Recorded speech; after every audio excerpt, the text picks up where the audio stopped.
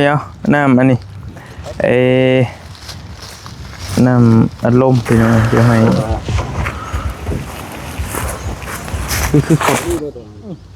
คือเอียงไปพี่คือจืดไปพี่น่าก็2-3เทื่อเนาะน้ำอั้งอยู่บ่น้ำนี่แต่มันก็เป็นดินให้หน้าน่ะพี่น้องมันก็ง่ายอยู่มีเรื่องด่วนแล้วบาดนี่บ่เตียงให้เอาช่างไปมั่งเฮือนไปมั่งเฮือนอยู่พูดบ้านธาตุพูดข่าวด่วนในอาดเลยเนาะมีผู้ใหญ่จะดีเพิ่นยกเฮือนให้เจ้าเลยเบิดหลังเลยดีใจน้ำเด้อบ่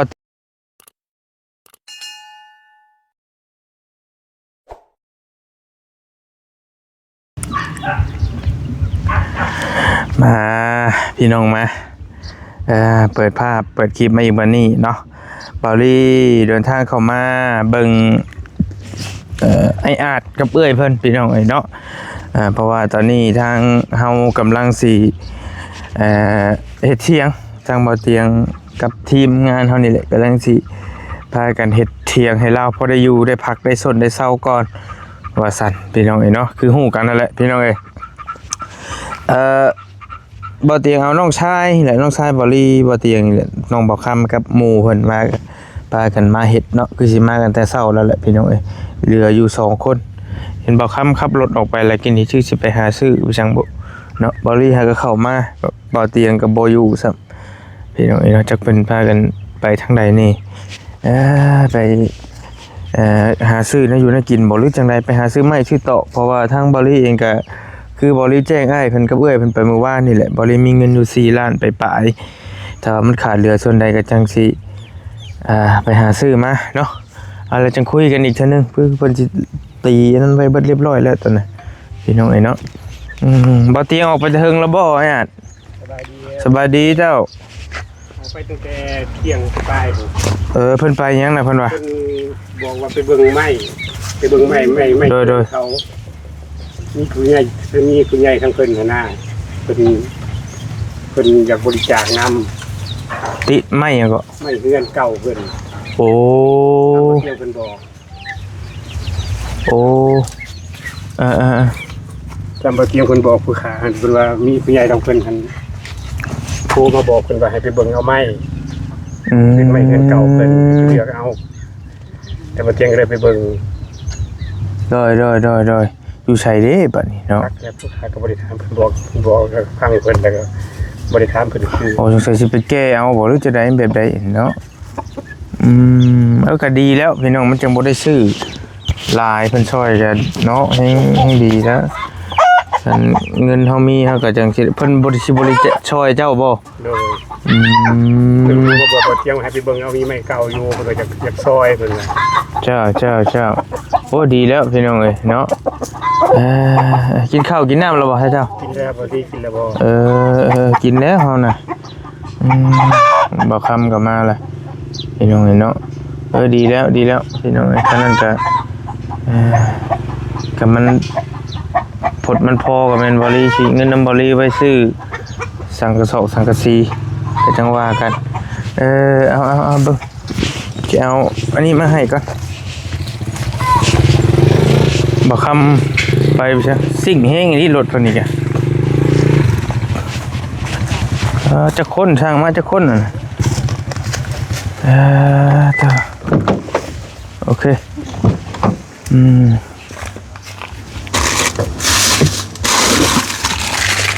บ่คำนี่เนี่ยเอาน้ำเย็นบายดีเด้อสบายดีมาจะค้นน่ะมา4 คนผู้ไปใส่ในฮอดขั้นตอนใดเลยคือขาขนาดกันเอาส้มครึ่งเลยบ่แบบนี้เดี๋ยวจะได้มาครึ่งทีนะอันเดียวน้ำอันนี้น้ำอัดลมพี่น้องเดี๋ยวให้เดี๋ยวแบ่งให้ไออาดกับเบื่อแล้วเด้อกดหนึ่งเด้อจะเอาสียังไงเอากำลังแข่งแล้วยังละทุงพี่น้องแบ่งกัน เอาไว้หันขวดนึงกำลังตีไม่คือไม่คางมันแล้วแต่เจ้าอยากสีอย่างกาไว้สีนั้นไปให้แล้วเดี๋ยวสิได้ตี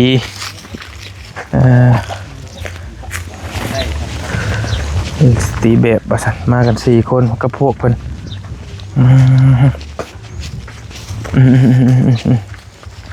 เดี๋ยวเอาป้าไปให้เราไปให้เราก็ได้น้ำเย็นเด้อเอ้ยไอ้เด้อเด้อน้ำมันลม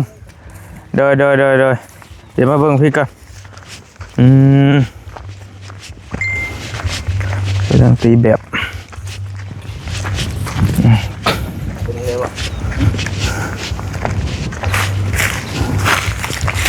ไม่เขายังขาดลายบ่ไม่เขาลายเดี๋ยวมันเป็นตัวนี้ได้ป่ะดีแล้วพี่น้อยเป็นซอยกันเนาะเดี๋ยวบังเด้อทับกันเด้อ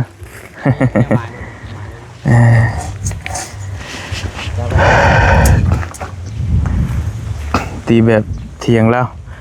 เอาจังเม็ดคูณจังเม็ดก่อน4 คูณ 5 4 คูณ 5 4 เมตรคูณ 5 4 คูณ 5พี่น้อยก็สิน้อยก็เฮือนแบบเฮือนที่เฮาเฮ็ดมาหน่อยนึง4 คูณ 5 ซ้ำเทียงนี่แหละเตรียมตีแบบไว้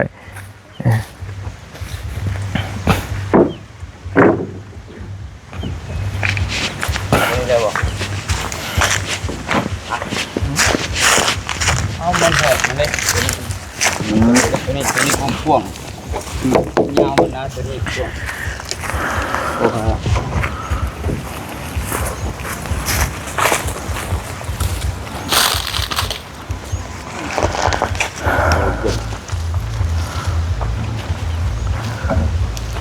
เก้าต้น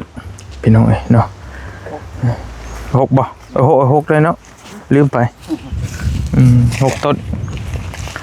4 คูณ 5ก็พอดีแล้วบ่ใหญ่ปานใดบ่น้อยปานใดนี่ตีนเชาข้างในบ่มีที่บ่ขุดพังดินได้เนาะ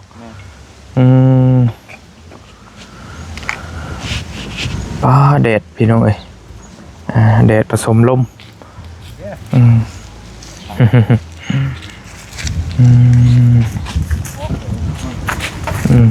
น้ำเย็นเด้อน้ำอัดลมเด้อแล้วแต่ไปบอกเพิ่นอยากได้หม่องใดไปยับขึ้นมามันคงดิน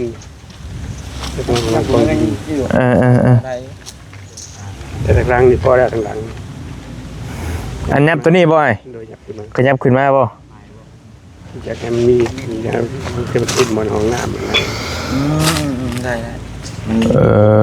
เอาลายอยู่มันบ่ลองเบิ่ง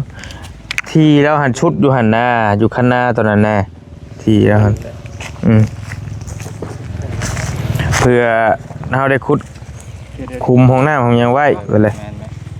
เฮ็ดไว้ไอ้มีก็ต้องพังพี่เล่นเนาะห้องน้ำเนาะเพราะจุดทางนั้นมันสิใกล้น้ำพดมาติดข้างหน้าพี่เราไปยังสินะมันเห็นเงินใหม่ตัวเฮือนตัวนี้อีกติดินพอกระเทินพี่น้องเนาะขนาดว่าซองให้ได้นี่พี่น้องคำว่าคือให้เดียวคือตะกี้ว่าโตยังสิบ่เป็นแต่เอาอันนี้ขนาดว่าได้ซองให้แล้วยังอันนั้นน้อยนึงอยู่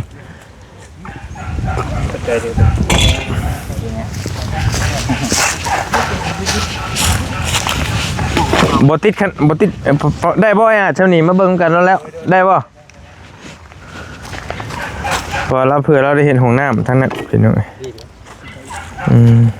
เอาจับแบบระยะขนาดโคนสำเร็จมียังแล้วก็บัดเฮ็ดป่วย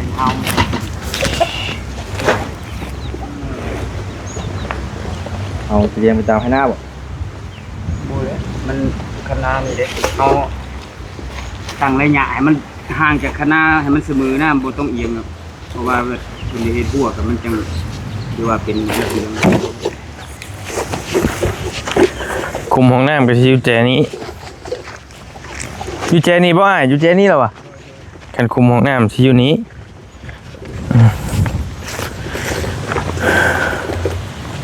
แล้วห้องน้ำเขาจะเฮ็ดอยู่ใช้บัดอยู่นี่บ่ ตั้งขันนี่ก็ คันสิได้ฮอดเอาแทกเบิ่งก่อนมันสิฮอดใช้อันนี้ดินเฮาก็บ่หลายพี่น้อย เอาขีดมันประกบ ม นี่ให้มันอยู่เลี่ยมเป็นเลี่ยมนอกขีดเส้นที่ไม้เอาที่นี่แต่แข้งลงบ่ได้ติไม่มันจังสบาย เริ่มเห็นนะแข่งกันแล้วก็ ตูดใส่ขีดนะ ไปเจ็บอยู่นอกบ่ เอาเส้นตัวนี้นะมาอยู่เลี่ยมนอกบนซึ่งกันกับเส้นรถ พูด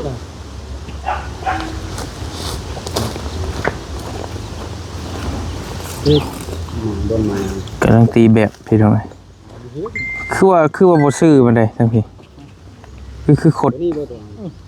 คือเอียงไปพี่คือจืดไปพี่ ไม่หรอ แม่ให้มันใช่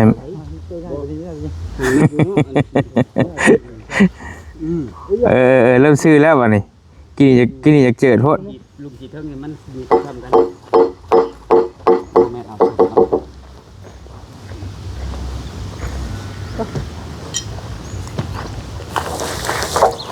นี่ก็พูดนี่กินนี่จับสาวอ่ะจับเนี้ยจับไม่เลยคิดนี่เอาจับเลยจ้ะใช่ให้มันพอดี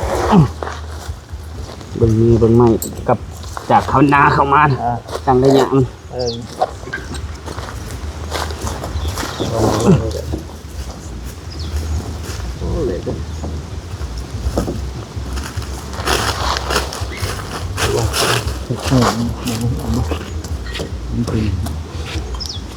าอีกบ่ แต่น้ำมันเย็นของน้ำมันดี ประมาณนี้เนาะ โอเคบัดนี้ ได้บ่ ซื้อบัดนี้ ไม่ต้องมาเดี๋ยวคันอยากเห็นห้องน้ำก็มันจะพอดีเลย ห้องน้ำเอาหันหน้าพี่ก็ได้ติบ่ โดย เนาะ โดย หรือว่าหันเข้าเฮือนเฮาต้องหันหน้าออกนอกก็บ่มีปัญหาดอกห้องน้ำเฮาเฮ็ดอยู่นอกอยู่แล้วเด้เฮ็ดต่างกับเพื่อนที่หันหน้าทางใดโดยที่หันหน้าไปพุ่นก็ได้ไปพี่ก็ได้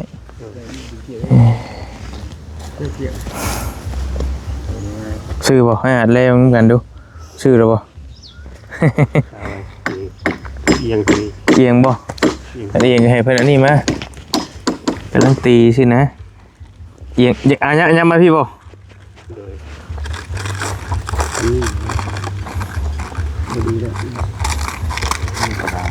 มันยับขึ้นมาพี่น้อยนึงได้บ่ยับขึ้นเทิงน้อยนึง ว่ากันนะเชิญ รักนะวะ เห็นว่าเพิ่นตอกลักก็ยังมันเบี้ยวเนาะ เอาเส้นอันนั้นเด้อขีดเด้อนี่บ่จับเส้นเรียน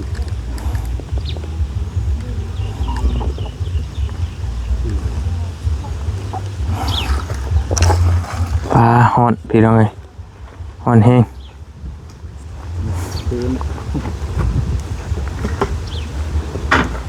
ให้จำเสียกันดิ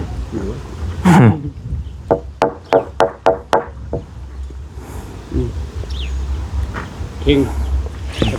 กันก็เบื้องนั่นเหรอไม่ 6ต้นกันเฮือนอ้ายแล้วก็สิใหญ่กว่านี้จักหน่อย สาวได้บ่ ขึ้นตัวเฮือนดีๆพี่น้องกันน่าสิเกือบเต็มให้นั่นแหละมองรถบริจอดนั่นแหละไอ้นี่4คูณ5ว่าซั่นหรือว่าถ้าเฮือนอ้ายแล้ว5คูณ6บ่หรือว่า มันเสามันกระเลนออกอยู่เลย จักเม็ดก็จังว่ากัน เดี๋ยวเขาแต่เก่าแล้วขุดแต่เก่านั่นมันก็เสาง้อยเข้มแล้วบ่นั่นจังแม่นกลางเสา เสางอยเค็มอิหยังคือเสางอยเค็ม ขีดพิษ เสางอยเค็มก็มีว่า นอกเข้มตัวกลางดึงจากกันเสียก็เลยดึงมาจังแม่นทำพิษ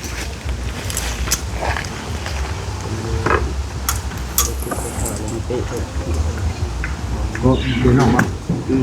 พอได้อยู่โชว์ข้าวพี่น้องนี่เนาะก็บ่โชว์ข้าวแหละ คือบนกลาง จักยามใดเฮือนซ่านเฮาสิแล้วสิทั่วก็เบิ่งไปตัวจริงนํกันได้สำใดก็สำนั้นแหละพี่น้องเฮ็ดจะได้บรรยากาศร้อนแฮงดียังมีลมอยู่โอเคอยู่บ่อ้าย โดย คือยากินแล้วบ่มันนี่ กินแล้ว ก็ยังสั่นเนาะ กัน ตึกตักแล้วก็ได้ เลย กระทรงโตเนาะบ่ได้ว่าดีขึ้นบ่หรือสุดลงดี ดีขึ้น อยู่ เลย อืม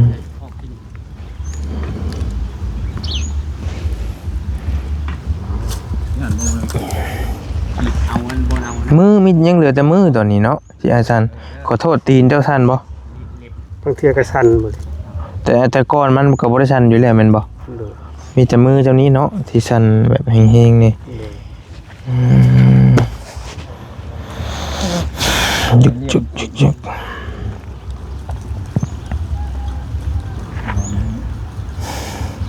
ประมาณนี้คิดแค่นั้น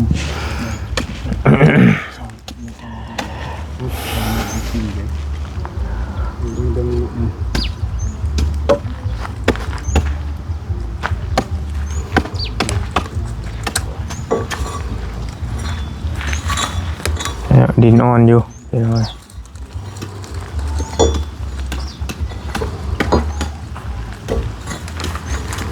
เส้นมาดูมาแล้วคิดไป คันว่าคุณของหน้าไปสิได้ท่อเดียวที่หอยอ่ะ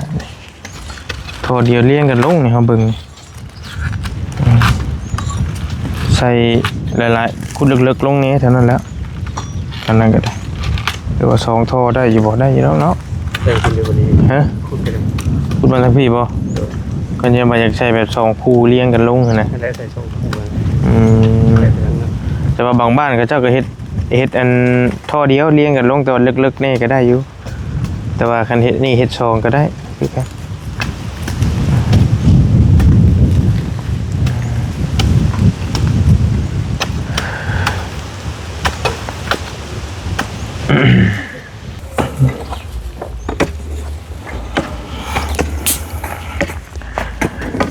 ใครจะดินอ่อนอยู่พี่น้องดินทรายเนาะถึกฝนจักเทื่อเลยปีนี้อาจ สองเทียครับ หาก็2-3เทื่อเนาะน้ำอั้งอยู่บ่น้ำนี่แต่มันก็เป็นดินให้หน้าน่ะพี่น้องมันก็ง่ายอยู่ขุดห้องน้ำห้องในก็สบายอยู่ดอกพี่น้องข้าวเดียวละบางทรงส่วนขึ้น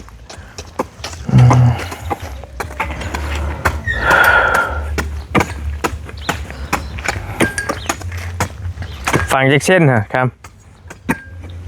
ประมาณ20เส้นนี่แหละเพราะว่ากระตำนะกระตังบ่ เสาก็บ่ยาวเนาะเรือจักอันนั้นจักเส้นจากอันนั้นมันน่ะ กระปุกเสื่อมนะ เพิ่นเอิ้นหยังก็ เดือนไม่ตามทิศทางลงซ้าย อันตอนนี้ยังเหลือแม่น50บ่ แม่ ทางเช้าก็เหลือแค่3บาทนี่บ่ได้แล้วต้องก้มไปน่ะก้มหน่อยนึงแม่อาจประมาณเม็ดฮอดบ่เม็ด70 63ก้มจักหน่อยคันบ่ยาวนี่ก็คดลังไว้แล้วแหละยังบ่ได้แล้วบ่ยาวสูงๆนี่อย่าแล้วพออยู่ไปก่อนไปตรงไหน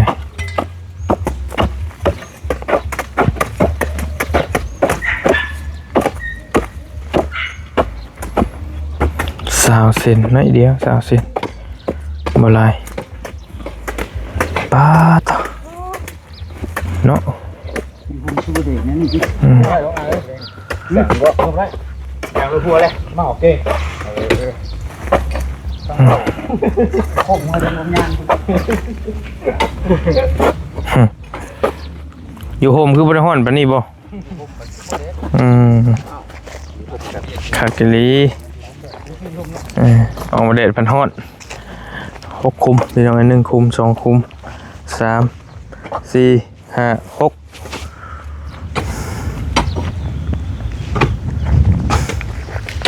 ไม่ครบก่อนนะเดือนเป้าได้เป็น ยกมื้อนี้เลยบ่หรือว่าจะได้ ว่าซั่นน่ะ เตียงวางเลยไม่ ทำไม ก็ยกขึ้นไว้ก่อน ว ว่าตะกี้ว่าสิเอาชุดนี้แล้วเพิ่นว่าขยายให้มันกว้างออกอีกเพิ่นไปเบิ่งไม้ก่อนเพราะว่ายกขึ้นไปมันก็บ่มีหยังเยอะมันไม้ที่จริง ต้องมีไม้ยึดไว้แล้วเนาะ ตะกี้ว่าสิเอาแบบซับนี้นะ4เมตรคูณ3นี่ วันนี้เตรียมไว้จะได้ ให้กว้างอีกแน่ กล่องเพิ่มอีกนะ เพิ่นก็เลยไปเบิ่งไม้ กี่ว่า4คูณ3บ่ มัน3เมตร50บ่3เมตร50ความกว้างนะตะกี้ว่า3เมตร50คูณ4แต่บัดนี้เราจะได้5เมตรแค่มองอีกเมตรนึงไปเบิ่งไม้ อีกไม่มีอยู่สักนี่ ก็ยังหอมโพดเนาะช่วยเครื่องแล้วก็อยากเบิดแล้ว3คูณ4 อยากเต็มแล้วเครื่องแล้วก็ลายครับ อันนี้คูณ5 ได้อยู่พอได้อยู่ตอนนี้วันนี้มีมือมียามเหรอวะเถียงเขาชื่อนี่เนาะยามใดก็ได้ที่ เฮ็ดมือแต่เฮ็ดเสาแต่มือ เห็นว่าคือเฮือนคือซานพี่น้องเอ้ยหาบ่อยอ่ะหรือว่าแล้วแต่บ่ แต่สร้างเป็น บ่มีปัญหาที่ตัวนี้เนาะ จะบอก ทำแนวเฮือนเพิ่นโศกมาได้เสามันเป็นเสาเฮือนเก่าของ โฉก พ่อเฒ่าอันเตียง โฉกมาแล้วบ่ สูตรมาแล้ว เพิ่นพอดีเลยนะ อืม หมู่บ้านเพิ่นเฮ็ดเสา ก็บ่มีหยังดอกพี่น้องเอ้ยมันเถียงเฮาซื่อๆเด้ได้อยู่ดอกจังว่าเฮือนว่าซ่านเอ้ยจังว่ากันตัวน่ะหามือหาหยังคักนี่นี่ซ้ำเฮาเฮ็ดกระตูบนี่นะคือเราเฮ็ดนี่แต่ว่ามันดีกว่านี้หน่อยหนึงซื่ออันนี้อ้ายเฮ็ดก็เฮ็ดบ่ได้มีมือมียามแต่ว่าบ่ำๆเลยหรอวะ กระตูบแล้วนี่นี่นะมันก็บ่ได้ต่างกับตัวนี้ดอกแค่ว่ามันใหญ่กว่าซื่อๆดีกว่า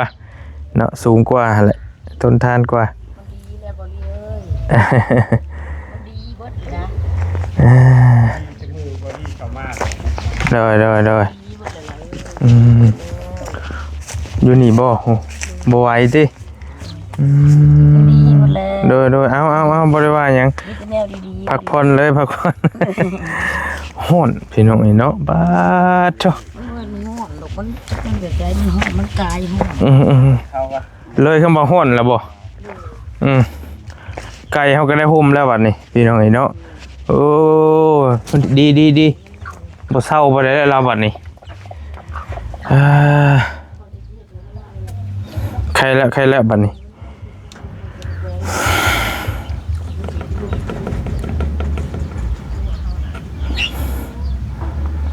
แต่มันก็ยังฮ้อนคือเก่าแต่ว่ามันก็โอเคแล้วมันมีห่มพี่น้องไอ้เนาะเอาบรรยากาศอยู่เฮือนอยู่ซานอยู่เถียงให้เถียงหน้าซะอยู่ร่วมกันเพื่อนไอ้อาจกับเอื้อยเฮาเนาะโอ้เพิ่นลากยังมาแต่ทั้งน่ะตัวรถไถเฮือนรถไถแต่ก็เป็นเนาะ คักเลยนี่ป้า แต่ก็เป็น เป็นตลอดอยู่บ่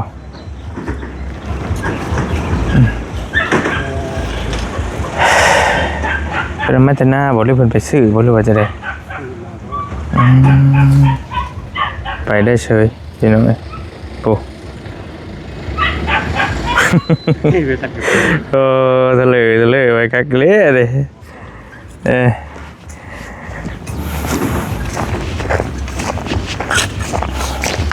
บรรยากาศฮ้อนแห้งพี่น้องเอ้ยหาขนมให้ทั้งสร้างมากินก่อนสิได้เบรกแล้ววันนี้ก็ได้ฮ้อนบรรยากาศร้อนจริงๆต่อนี่ก็ได้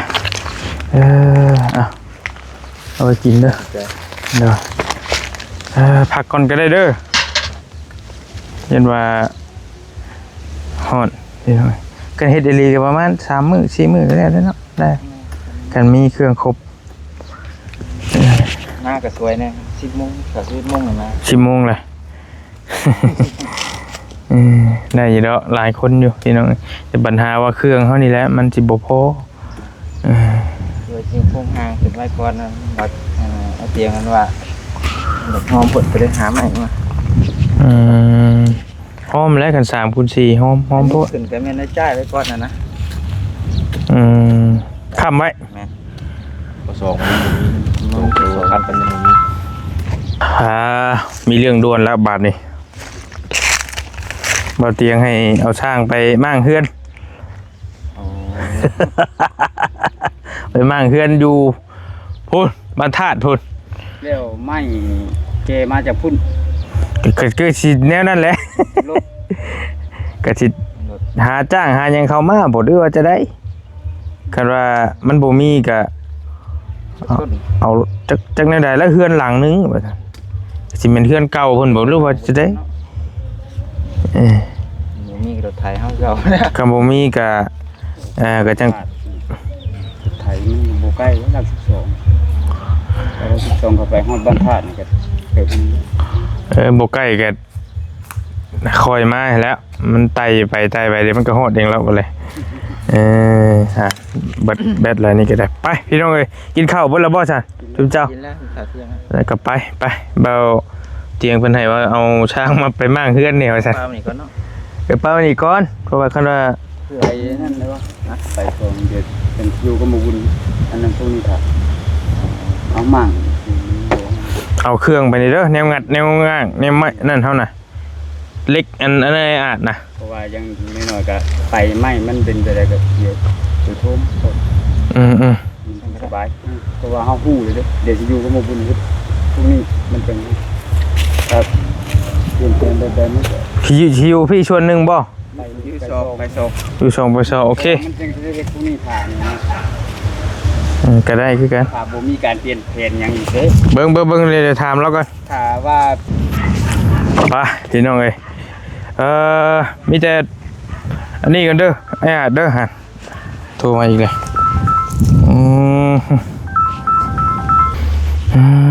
ข่าวด่วนในอาจเด้ยเนาะมีผู้ใหญ่ใจะดีเพิ่นยกเฮือนให้เจ้าเลยเบิดหลังเลย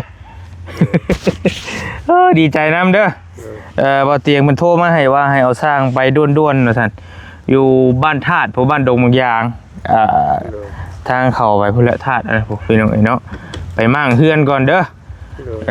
พี่น้องเอ้ยเพิ่นให้เบิดทั้งกระเบื้องกระเบี้ยงว่าซั่นเราว่าฮะทั้งกระเบื้องหยังพอได้มามุงว่าซั่นเป็นเฮือนเก่าเพิ่นนะพี่น้องเอ้ยเดี๋ยวสิเอาสร้างไปมั่างบัดนี้โอ้ถือว่าเป็นข่าวดีแล้วนี่พี่น้องเนาะโอเคเด้อไปป้าก่อนเด้อดีใจน้ำพี่น้องก็โชคดีแล้วเรานี่พี่น้องบ่ได้ซื้อไม้ซื้อตอกไปเบิ่งก่อนว่าสิลายส่ำใดเนาะเดี๋ยวอันเล็กอันนั้นเจ้าอยู่ใช้เล็กลาเจ้า